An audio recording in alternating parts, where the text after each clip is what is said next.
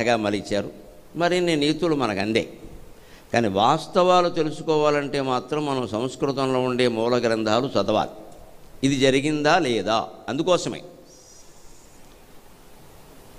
ఆ దృష్టి ఎందుకు అవసరమే అని ఎప్పటి నుంచో నేను చెబుతూ ఉన్నప్పటికీ ఈ మధ్యన జరిగిన ఒక గొప్ప పరిణామం ఏమిటంటే, వాల్మీకి రామాయణాన్ని పుల్లెల రామచంద్రుడు గారు మొత్తం ఉత్తరకాండతో సహా ఆయనే కల్పితమని చెప్పి నేను రాయను మొర్రో అని చెప్పి కార్యకర్తల బలవంతం మేరకు వ్యాఖ్యానం రాసిన ఉత్తరకాండ సహా 7 కాండలతో 15 సంపుటాలుగా వేశారు.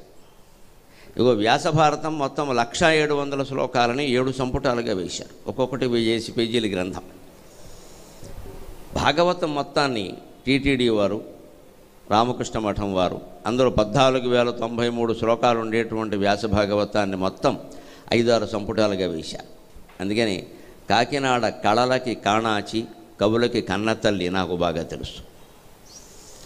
అందుకని ఇక్కడ సాహిత్య ప్రేమికులు, పురాణ ప్రేమికులు అసలు వాస్తవం ఏమిటో తెలుసుకోవాలి అనే వాళ్ళకి ఇప్పుడు ఆ గ్రంథాలు అందుబాటులో ఉన్నాయి.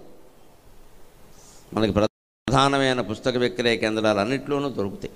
అవి తీసుకుని చదివితే అందులో ఉండే వాస్తవాలు తెలుస్తాయి. అందుకని వ్యాసభారతం ప్రధానంగా, ఆంధ్రీకరించిన నన్నయ్య భారతం ప్రధానంగా, అలాగే కేవలం నలదమయంతుల కథని పెళ్లి వరకే తీసుకుని వివాహం వరకే తీసుకున్నాడు కాబట్టి శృంగార నైషధం అని పేరు పెట్టి అందంగా చాలా అందమైన పద్యాలతో రచించినటువంటి శ్రీనాథుడు ప్రధానంగా, అప్పుడప్పుడు సంస్కృతంలో మంచి ప్రౌఢ పాండిత్యంతో నిలబడేటువంటి శ్రీహర్షుడు ప్రధానంగా మనం కార్యక్రమాన్ని 3 రోజులు నడిపించుకుందాం. ఈవేళ కథాంశం నలదమయంతుల వివాహం కాబట్టి అందులో శ్రీనాథుడి యొక్క కవిత్వం చాలా ఎక్కువ. అందుకని ఆ మహాకవికి ఆయన మాటల్లోనే నమస్కారం చేసి ముందుకెళదాం.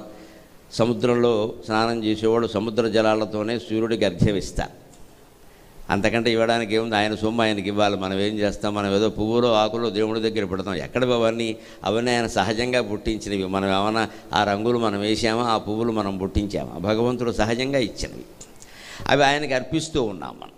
అందుకని అలాగ శ్రీనాథుడి యొక్క కవిత్వాన్ని గురించి, ఆయన గొప్పతనాన్ని గురించి ఆయన మాటల్లోనే ఆయనకి నమస్కారం చేసి మనం ముందుకెడదాం.